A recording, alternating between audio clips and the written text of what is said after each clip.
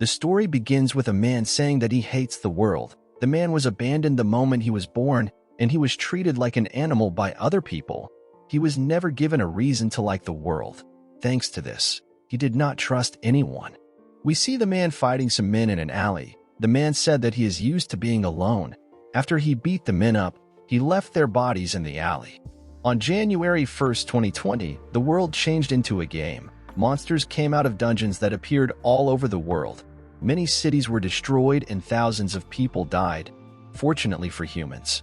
Divine beings called Nimbus appeared and granted the minority of people a special power called the Authority. The people who received the Authority awakened as players who could destroy dungeons. People believed that the ones who had special powers would save the world, but instead, the players took advantage of the chaos and used it to fulfill their desires. Due to this situation, people began to believe that the world was coming to an end.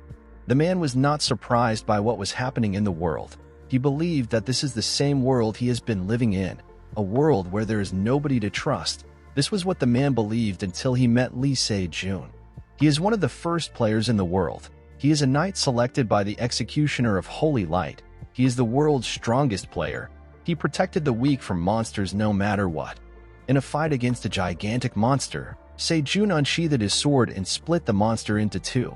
After killing the monster, Se-jun revealed to our protagonist that he is going to kill the final boss of the game and end it all together. He told our hero that he is going to save the world. The man was surprised to hear this. Se-jun created a guild called the Messiah Guild. Most of the heroes in the world joined the guild with the aim of saving the world. This was the first time the man met comrades who he could trust and follow with this group of people. The man believed that he could change the world. At the gate of the final dungeon, the man was happy to tell Se-jun that this will be their last battle. Se-jun told the man whose name is Kim Woo-jin that today will be his last battle. Woo-jin did not understand what Se-jun meant. When he turned around to ask him, Se-jun stabbed him with his sword. He told Woo-jin he would have never made it to the final dungeon without his help. When Woo-jin fell on his knees, a status window appeared and revealed to him that he has fallen under Bamung's curse, and due to this, his resistance and defensive power have decreased by 90%. While shaking in pain, Woo-jin asked Se-jun if he has been planning to kill him from the start. A woman stepped out of the shadow and told Woo-jin that everything disappears once the game comes to an end. All the authorities, items and dungeons which they have accumulated will disappear. She told Woo-jin that people would have no reason to obey them anymore. The woman whose name is Park Shin-hai moved close to Woo-jin's ear and told him that once the dungeons are gone, they will not be able to rule the world. Woo-jin was shocked to hear this. He could not believe how terrible these people were. He screamed Se-jun's name out of anger. He could not believe that he was played by Se-jun. The moment he screamed, a viper's poison spread throughout his body. Woo-jin spat out some blood thanks to the poison. Shin-hai was surprised that Woo-jin had enough energy to activate the poison that the sword produced. She revealed to Woo-jin that the other people immediately died after they were stabbed. At that moment, Woo-jin realized that Se-jun and Shin-hai have killed all his comrades and teammates. Woo-jin was extremely angry to hear this. He could not believe that they killed their comrades just because they got in the way of their plans. Shin-hai told Woo-jin that they have killed the powerful people who can stop them. Now they can easily take over the world. Woo-jin could not believe what he was hearing.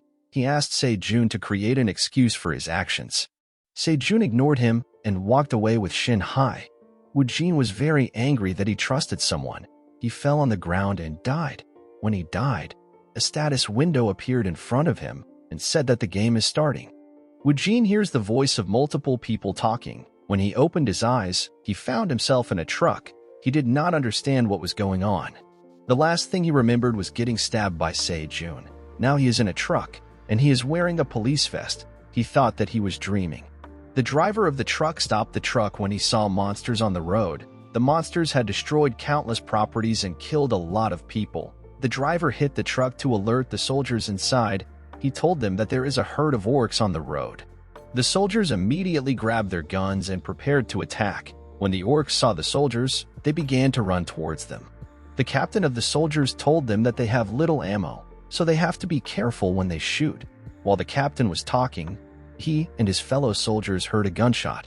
When they turned around to see who it was, it turned out to be Woo-jin. The other orcs were surprised to see their fellow orc dead. They rushed to attack Wu Jin out of anger. Wu Jin carefully aimed and shot the orcs in the head. One of the orcs successfully came close to Wu Jin. It tried to hit Wu Jin with its giant stick, but Wu Jin easily dodged the attack by jumping. While he was in the air, he shot the orc in the head. When the last orc saw how Wu Jin killed its friends, it turned around and tried to run away. Wu Jin easily shot it in the head. The other soldiers were very surprised by how Wu Jin took care of the orcs. They could not believe that they had such a strong teammate. After Wu Jin killed the orcs, he accepted that he was not in a dream because everything felt quite vivid. The captain of the soldiers walked up to Wu Jin and asked him why he did not wait to listen to his orders. Wu Jin was still confused that he returned to the past. He walked past his captain and did not respond to him. The captain and the soldiers could not understand why Wu Jin ignored them. They thought he was angry. After Wu Jin regained his composure, he remembered how he was betrayed by Se-jun and Shin Hai. While he was thinking of his situation, a status window appeared in front of him and told him that he is a player. A bright light shined in Wu Jin's eyes. The system displayed a window that showed the classes which Wu Jin could select. Wu Jin remembered that today was the day he became a player in his past life, but unlike in the past, Wu Jin is now given the option to choose from 3 different classes. He noticed that he was also allowed to choose a class called the Dark World Surrogate. People who have this class have the ability to control various kinds of poisons and curses. They can also control the undead. It is a class that allows one to create an undead army. Unlike other classes, this class has an omnipotent power. There was a player who was the strongest among the people who received the Dark World Surrogate. This player is Johan Jork, who is also known as the Immortal King. If Lee Se-jun is a hero, the Immortal King is a powerful monster. Wu Jin decided to pick the Dark World Surrogate as his class. He believed that he has to become a monster to kill Se-jun. A guild is a profit group for players. Among the guilds that exist, the Phoenix Guild is a guild that uses all forms of corruption to get power and money. They were able to become Korea's second-best guild through their power. Due to the corruption of the Phoenix Guild, people saw the Messiah Guild as a perfect and amazing place. At the Phoenix Guild headquarters, a man gives Wu Jin the guild contract. Wu Jin was surprised when he read the terms stated in the contract. He did not want to accept such terms, but he had no choice. He had to accept the offer because he needed to get some items. He asked the man how he is going to confirm if he is a player because no other person can see a player's status other than the player. The man brought out some skill cards that cannot be used by anyone other than a player of the Dark World Surrogate. The man asked Wu Jin to pick one so that he can see if he is truly a player. Among the skill cards presented to Wu Jin, a skill called Hematoxin captured Wu Jin's attention. The skill allows a player to turn their blood into poison. As the player's level increases, the poison becomes more lethal. Wu Jin was very happy to see this skill because it is very hard to encounter. It is a simple skill that becomes more useful when it is used with a blood golem. When Wu Jin accepted the skill card, he tore it and a bright light shined on him. This allowed the man to know that Wu Jin is a player. The system told Wu Jin that he has acquired the skill. In the next scene, we see Wu Jin in the past with his teammate. His teammates gossip about how Wu Jin has the worst personality among them. Wu Jin stops their gossip and told them to be ready to attack. When Wu Jin woke up, he realized that he was dreaming. He believed that since he returned to the past, his comrades must also be alive. At Gwanman Sports Park, soldiers were holding their guns tightly and were ready to shoot anyone. A bald man entered the sports park with a very nice car. The man greeted the 3 people that were waiting for him. These 3 people are players. The girl among them asked the bald man, whose name is Joseph, if they can trust him in a seductive way. She told Joseph that all of them are just entering a dungeon for the first time. Joseph told the girl not to worry. He told her that he has been to a dungeon 4 times. He asked the 3 players when the last member will be arriving. Immediately he said this, he and the other players hear an odd sound. When they turned around to see what caused it, they saw a car that was in a terrible shape. The car produced a lot of noise. One of the 3 players said that Wu Jin needs to be disciplined because he is late on his first day of the job. The girl said that Wu Jin should be thankful that they allowed him to join their party. The last player said that Wu Jin is a loser that was not even given the guild supply of items. He told the group to ignore Wu Jin and enter the dungeon by themselves. Joseph accepted this suggestion. At the briefing of the dungeon, A man told the players that the dungeon is an E-rank dungeon called Goblin Cave. The dungeon only allows 5 people to enter. The 5 people have to either be in level 10 or lower, and it can only be cleared after all the goblins are dead. The man advised the players to remember everything they saw. He told them to forfeit now if they want it because he cannot save them once they step into the dungeon. No one chose to forfeit. The man asked them to look into their inventory to check their items, while the players were looking at their inventory and chatting among each other. Woojin looked at their faces and realized that he does not know any one of them. To Woojin, this meant that he did not need to care about these people. After they were briefed about their mission, the players were asked to enter the dungeon. The girl was surprised by how the gate of the dungeon looked like.